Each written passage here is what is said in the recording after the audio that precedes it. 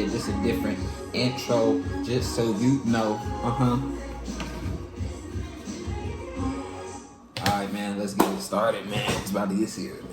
What it do? It's your boy T-Lee, and I'm back with another crazy video from EWU Body Cam. You already know, as you can see by the title, man walks in on killer sawing his roommate's neck. It's about to get real crazy. So get your popcorn. If you're watching this at night, it's not my fault. You know what I'm saying? Put this on in your playlist and you can watch it in the morning. You know what I'm saying? You already know. But yeah, let's get to them. Make sure y'all like, subscribe. Tap in, man. You already know we're gonna roll to 100K subscribers. He's down here. Oh, Jesus. Okay, let's take a peek. He's got puncture wounds all over the place, too. And so, like, oh, here's a young retard Hitler. If someone is trying to start him. Yeah, we can tell by his tone of voice, his hair, his I don't know what the hell is that on top of his head. He look like a soccer mom. He got that soccer mom type hairstyle. He look like Shaggy. I'm not gonna lie. Yeah, he's a menace. Yeah, he one of those. He look like a skinhead right here. 2012. This man look like a skinhead right here. Look at that little potato head ass. Like cults, I will eliminate that person. On March 10th, 2020, officers with the Idaho Falls Police Department are called to a home after one of the residents witnesses a bone-chilling crime. As investigators plunge into a case brimming with appalling discoveries and a suspect on the run, they encounter a twisted tale of cultish accusations and mental disorders. However, nothing prepares them for the twisted motive they will uncover at the end of this heinous crime. On a chilly evening, 31-year-old Aaron makes an urgent 911 call when he encounters a horrifying scene. The following videos have never been seen or heard before. 911, Ranger, emergency. Yeah, look at him. Yep. You know what he look like? He look like one of those dolls that be having them locks and stuff. That's exactly what it look like, mixed with Shaggy. But he got the green on too. He got the green shirt on, yeah. Oh yeah, Douglas Taylor. This is Pod 5, the first fully immersive sleep system. And then they hit me with that. Intelligent, adaptive, effortless. But I was about to say, Douglas Taylor. Douglas. Because I got A-S as ass. Douglas. Okay. Aaron lives with 5 other individuals in a home dubbed the Graduate House, run by a local nonprofit that offers alternative housing options for those in need. Is he breathing? No, he's not. I'm not breathing. Even though Aaron is panic-stricken, he somehow manages to gather his composure and relay vital details to the operator. He's heading down towards common 6, towards that direction. Who's the notice down there? Douglas Taylor. And you said he just on a knife? Yeah, he's on a knife. He just killed him. Is he on the ground? He's on the ground, holding on the ground. He just cut his shit with the knife, man. Is he living? Let's start CPR. You're gonna find I don't know. He's dead. He's blue. He's completely blue. His neck is cut.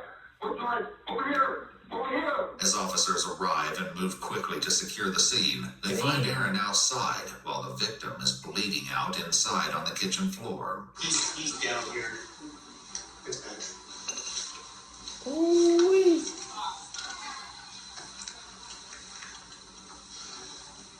Damn, this is crazy, man. What the hell is going on in there? 9-0, myself and 1-7 front house. Good. Ready? Good.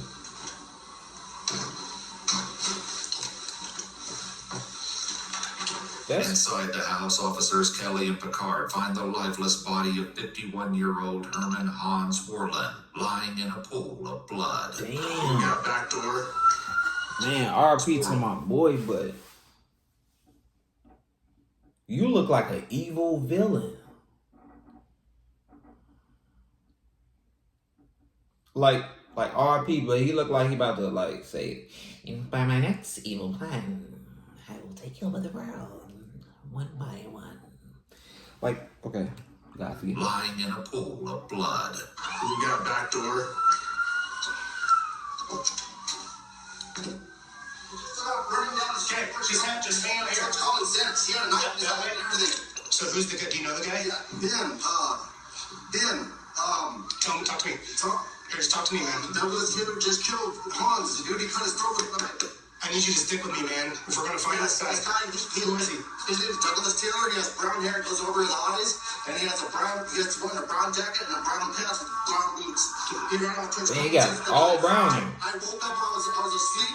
I heard him crying. He goes, "No, stop, please, please." And that's all I heard. I came upstairs. He was laying on the floor with blood all over the floor. Okay. Connor. He's right here, but hey, wait, come this way. Come this way, Connor, this way. This way. Can you be at the bathroom right here? Just hold on. Okay. Oh Jesus. Okay, let's take a peek. Just try not to touch her. All their fire units, they can come in and slow down. Even though all hope appears to be lost for the victim, Hans, paramedics continue to check on him. Watch where you step, please. Damn. You step right back out then. Good. So, he's right there. Let's just clear this real quick. I'll tie this room on the left. If you want to hold forward, you should. Looks like it's a bathroom. There's a shower curtain. I'm gonna go in. Yeah, they should have security in these type of spots because it's like. Okay, shower's behind the door, so I can't see. Clear. Back upstairs, paramedics huddle over the They victim got to every document the space filled in injuries. there. Hell no, I wouldn't stay in there. We're trying to do 4 liter.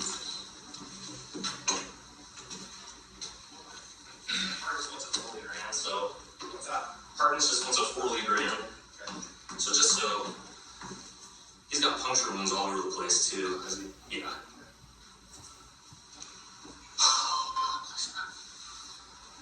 What's up? It's working. Oh, it's working. Give me the whole deal. Hey, you have a work phone on you? No, I'll go grab mine. It's working. In an unexpected twist, Hans Worland, the victim everyone thought was dead, has a pulse. Oh. As officers hurry to photograph the crime. Oh, God. Thank God. Whew. Now I can fry his ass. Ooh. For my next evil plan, I shall take over the world one by one. You people will not. The victim everyone thought was dead has a pulse. As officers hurry to photograph the Thank crime God. Look scene, at God is real, paramedics man. act swiftly in a desperate effort to save Tell the you. victim's life. You're gonna start taking pictures quick, dude. Dispatch maybe one.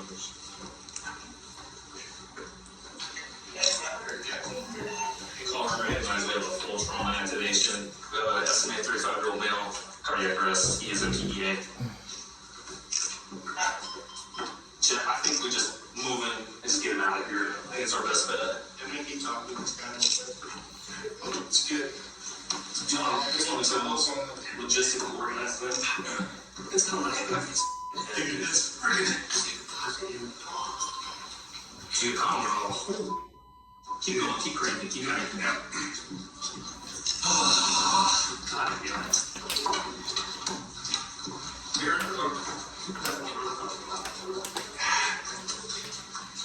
I'm gonna fish my Jeff. In order to save precious seconds, paramedics improvise their plans to get Hans into the ambulance as quickly as possible. Well, Jeff, we don't have to worry about the Tom Baker subs. Just give him a top wraps. Yeah, we're all set. Chip, don't see this for Damn. to the side of his neck. It's pumping blood out, but pumping. Damn. God, please stay with him. Clocks here.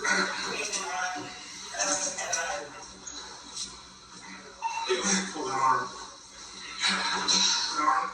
Let's get a square on a little bit. What change he got? This one? Yeah, he's in PEA, dude. Okay. Boys, you ready? Okay. Just gonna grab it. His legs, they're upset. Alright. I know I'm trying to be like me.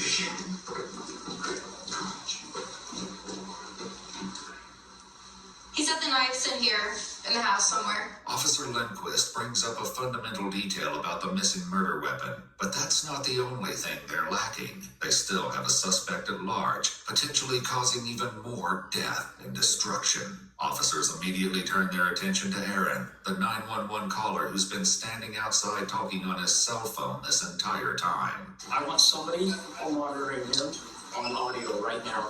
Gosh, I think the card's recording, but he left in. So this guy's making phone calls and talking and sharing information when you get reported. Okay. We'll have to tape it. You got to tape it. Yeah. Before Aaron has a chance to talk to anyone else, Detective Albright records his statement. But the more Aaron reveals, the more uneasy the detectives become. The detective begins his questioning by asking about his roommate, Douglas Taylor, the man Aaron identified as the perpetrator on the call earlier. So, Doug, what time did he leave this morning? Like 4:30 in the morning. 4:30 in the morning. Something like that, yeah. What? Do you know where he was going? No, I don't know where he went. Does he work or anything? No, like he doesn't that? work either. He just got released out of a hospital, too. Oh, really? From what I understand. How long has Doug been living here? Only a month. Only a month. Yeah. Detectives will later uncover the deranged reason that caused Douglas to mercilessly assault a roommate, but for now, they continue speaking with Aaron. So, Doug got released a month ago or so. Yeah. And then he shows up here. How was he when he first arrived? Kind of peculiar. Just doesn't want to talk to people. Doesn't want to interact. The manager of the group home arrives on the scene and provides officers with more valuable details about their missing suspect. So is this like a group home or what is it? Yes, we own three of them. We got Andre's house, we got the lady's house, and this is our graduate house. Okay. Most of the guys there had come through. We actually allowed Douglas to come straight from Blackfoot South to come in here. He was supposed to be all right. He was attending counseling at RHS. And I was by here 3 times yesterday, and I didn't see nothing different in the kid. I talked to him and all of a sudden, and Hans never did anything to anybody. Right. I mean, that kid was just as docile as he wanted to be, man. Blackfoot South is a state hospital specializing in mental health located approximately 30 miles south. Got the black man helping out the community, and this is what Douglas, this is what you do. This is what you do? Idaho Falls. While the reasons for Douglas's treatment remain unknown, it gave an insight into his possible mental health concerns. Had he been normal kind of before that, for like the first 2 weeks he was here? No, not really. It's kind of like strange, off to himself, talks to himself. So he's been talking to himself ever since he got here? We all talk to ourselves, though. That ain't nothing weird. Recently. Oh, just in the last 3 days? Yeah, just the last 3 days, yeah. Your workflow is important to us. Please wait indefinitely. With Monday.com's intuitive work management platform, you have the... Do you know what have you overheard what he says when he talks to himself? I'm listening now. What about when he's laughing? Does he say anything specifically? No, he just mutters stuff that you can't hear. What Aaron recounts next will leave no doubt as to the manic brutality of the events. That's when I heard them scuffling or fighting upstairs, and I ran upstairs. And when I ran upstairs, that's when I seen Douglas Taylor with a knife sawing on Hans's neck. The distance between the top of the basement stairs to the site of the stabbing is less than 20 feet. The fact that Aaron witnessed the ruthless attack from such close proximity suggests that he was lucky to escape with his life. Oh, he looked at you. Yeah, he looked at me. Did he say anything? No, he didn't say anything. Was he still holding the knife? Yes. Or did he make any motions towards you? No, Or he didn't anything? make any motions or anything threatening to injure him. Want it back, man. If I would know. So Hans was... Cap. Well, I ain't gonna say cap. Probably would have. But that just only mean like, damn. floors, on his knees, and with his hands on the He said, ground. no, stop, please. I heard him say, no, stop, please. The crime scene photographs the officers raced to document earlier offer That frightening blood. proof of Aaron's detailed account. Remember what kind of knife it was? It Damn. looked like kitchen knife. Like a kitchen knife? I'm not sure, but they found there's a red knife laying on the floor in there, and a liver, and it might be the knife. I'm not sure. But it looked like a kitchen knife. Did it have the brand handle on it? Do you remember if it had a serrated edge or? Yes, it had a serrated sawed edge. Oh, that makes sense because you used that phrase. He was sawing at his head. Yes. Or his neck. Wow. The description of the weapon should help officers locate it quickly if the suspect did in fact leave it at the scene. But Aaron is about to share a curious detail regarding the relationship between the victim Hans and his attacker Douglas. Did it seem like previous to this he had gotten along with Hans, or? Yeah, they would sit in the kitchen for hours and then in sometimes. Oh, really? Yeah. So is it fair to say that Doug and Hans got along better than maybe Doug and other people? No. No? They don't want to really got along with him. You don't want to really talk to him. Nobody really, and that's why I was asking, because earlier you had said that he wasn't very sociable. No, he wasn't very sociable. Hans is a friendly, nice guy. But Douglas is not. As Aaron's interview comes to an end, officers are still left wondering about the motive behind the assault and the location of the missing perpetrator. Through all of this, yeah, Douglas probably long gone. Douglas probably done ate a meal, taking a nap right now. Got him some cat, like.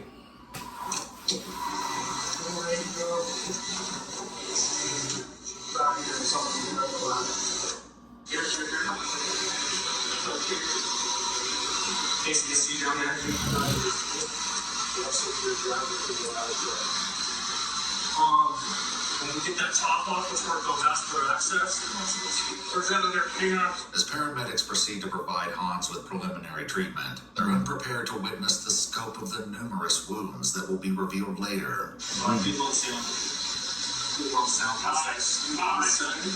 boys. There we go, boys. Just hold on. Come on, dude. I think we got a rhythm. I can't run. That's a nice scene, bro. Is the bagging still going okay? Yeah, outstanding. Okay, everyone's slow methodical on the way, okay? Cut that off. Yeah, you should now be the other way out. With the suspect at large and a grievously injured victim, it seems that the dispatch staff has only added more pressure on the officers. They got a pulse back or something. Is he nervous? Collecting other whiskey. Okay. Were you listening to the radio? It came out as like suicide. Dude, she wouldn't spit it out. I know. So she I was sitting there pissed off, like I was cursing. She dispatched 3, so already I'm like, oh, this is gonna be good, right? Yeah. And then it just, I'm dispatching like terrible. Lift up. Okay, there we go. It's bad. I think it's gone when I Not as good as my time, boys. I don't know. Watch out for seatbelts. Hey, you guys want to get him turned over to whatever doctor is taking him? The new liver? Okay. Good to go. He's got a lap to his left spot. It's a trick and ties. He's got multiple superficial stab wounds. It worked because he's PA. We're going to need some extra. I'll let you, Do you have a Sharpie? Damn, bro. Yeah, why don't we do that so we can start marking stuff? Amid the hectic scene in the trauma room, doctors Yeah, I'm about to say to really see the full detail of what was going on. Breakdown in communication with the dispatch operator. Crazy. You're literally fighting for your life. Dispatch, can I get the time of call for the stabbing? They'll tell me to say, 2-2, can I get time of call for the hospital? The time that you were on scene there, or the time that we notified him of the call? The time the call came out. are you on me? Yes. Charlie, I don't know how hard it is for anybody to look at the time the call came out and tell me that. We didn't go across that time. 2-2, any unit with a computer in front of them, can you please advise the time the call came out? The hospital needs that. 2-2, the call came in at 22:25. Damn. I'm not sure what other time you're asking for. It was 22:25. Dumb. Charlie, Papes. Charlene need to run a fade real quick. Charlene is being a pain in the ass. We asking a simple question. When did the time come out? Is you slow? Is you drunk? Is you cool? Do you need that? You guys, but she also It's been pretty stressful. Miscommunications notwithstanding, doctors learned that the call came in 43 minutes prior to the time relayed by the dispatch operator. As the medical team does everything they can to save Han's life, at the house, officers gathered outside and discussed their impressions of the crime scene and the possible location of their suspect. Me? Yeah. Pretty bloody. Yeah, he was bleeding out all over the kitchen floor. He looked at us. We didn't go any closer to him. We cleared the top floor, and then we backed out. While officers might have secured the scene, it is clear that they need to quickly widen their search if they hope to have any possibility of catching the suspect. She's still more for the smaller the correction on the canvassing the businesses east of the canal. Adjacent to this canal sits a large shopping center where officers will make an unexpected discovery. 2-4. It looks like there's somebody sitting right next to the stores. Figure west. She's in there with every Carolina back of Albertsons. Officers converge behind the Albertsons, approximately 3/4 of a mile from the crime scene, and find their suspect sitting against the east side of the building. When officers ask what his name is, he replies, Douglas Taylor. Yeah, it's got blood on its hands. The weapon. The weapon. They said the weapon he left there. 9011. Your suspect is saying the knife is there in the house. He knew he was going down. The suspect is saying that the knife is still in the house. Even though Aaron originally reported that he saw Douglas fleeing from the crime scene holding a weapon, detectives identify a blood-soaked knife lying on the floor in the living room and get Douglas to the station without incident. Okay, sit in here, go take a seat. Throughout his detainment, Douglas has appeared eerily calm and cooperative, but to get a full picture of the savage attack, detectives need to interview him. However, even seasoned detectives are not prepared to deal with the suspect as unsettling as this one. Pretty good. Right there. You want some water? Water. After reading him his Miranda rights, Detective Schwicht cuts straight to the chase. Can you tell me what happened tonight from your side of things? I'm the one who did it. Okay. Can you tell me why? What happened tonight? I'm not sure how to explain why I did it. Within the first few minutes of the interview, Douglas confesses to the attack. However, the motive behind his actions will remain a mystery that investigators have yet to resolve. I don't know how to explain it using regular terminology. Okay. In your own words is fine. I'll ask questions if the things I don't understand. I was thinking that probably something happened tonight, or maybe it's an ongoing issue that got you really mad. I wasn't angry. Okay. I have a system of metaphysics which would give you some insight into why. Can you explain a little bit? Can you just explain to us what exactly happened? I brutally stabbed to death that man in the kitchen. It should be noted that Douglas doesn't know that Han still clings to life and casually reveals a morbid series of events. Based on what happens later, everything he says will be called into question. This should have resulted in death. If he survives and pulls through, is that going to be a problem for you, or there was no chance of survival? Did you make absolutely certain that the way you stabbed him was definitely going to kill him? Where did you stab him on his body? Because I haven't seen this guy. Oh, I slit his neck open. He should have bled out completely. Did you stab him more than once? Yeah. Were you really mad at him? No. Sorry, I guess I asked you that before. I mean, when you're doing it, you have to do it in a precise manner, of course. You know, and like if he's going to defend himself, or try to talk back, or try to prolong, then it becomes more incremental until you just finally make the final kill wound. But I think I stabbed him about 15 times until the final slit to the right side of his neck. He piercing through all those veins on the side. Yeah, I witnessed him begin to look at his hands. And I loved every piece of it as yeah. bleed profusely. He one of those. So, yeah. Meanwhile, back at the Eastern Idaho Regional Medical Center, an inevitable tragedy strikes. Did they just call it? Damn. They called it.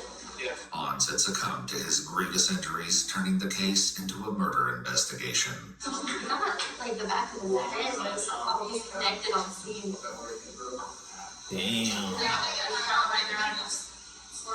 Lost too much of the wire.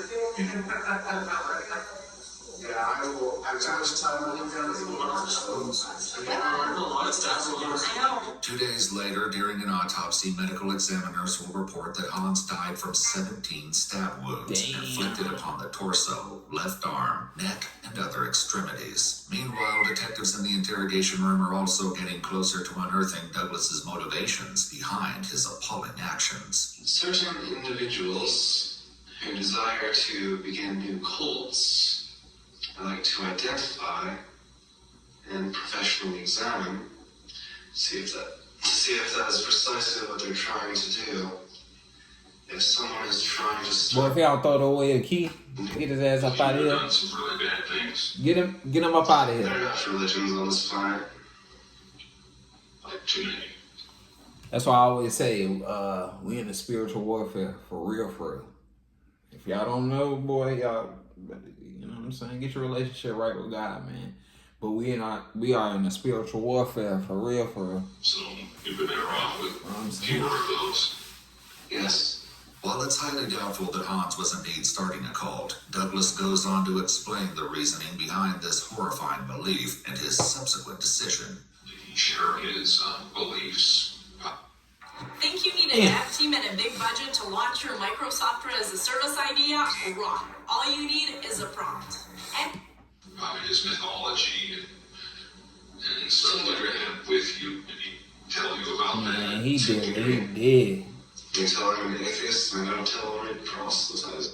Okay. Shocker. On October 12, 2021, over a year and a half after the incident, Detective Schwick received a handwritten letter from Douglas while he awaited trial. In the letter, Douglas claimed that he didn't kill Hans and alleged that his old roommate Aaron is the one who killed Hans. Douglas reports that he heard a sound, entered the house, and saw Hans on the floor in his blood. He then went back outside where he alleged that Aaron threatened him and gave him a jacket with some blood on it. After being supposedly traumatized by the events, Douglas claimed to have agreed to take the blame and made a false confession later. When Detective Schwick interviewed Aaron, he found him to be completely innocent, with no involvement in the crime whatsoever. Not long after his arrest, Douglas Taylor entered into the Idaho Security Medical Program, but on October 13th, 2020, after almost 4 months in the program, doctors declared him fit to stand trial. Then on December 15th, 2021, Douglas Taylor pled guilty to murder in the first degree and was sentenced to 27 years to life on February 14th. Nah, he just need to get life. Douglas is currently incarcerated at the... He just need to get life. That's all. He don't need to get no extra 27, no life. You took somebody's life, bro, for no reason. For no exact reason at all. You know what I'm saying? But let me know in the comments how y'all feel about this, man. I appreciate y'all for watching. Make sure y'all stay tuned, subscribe, like, turn on that post notification bell. You already know we're on the road to 100K subscribers. And I'm out.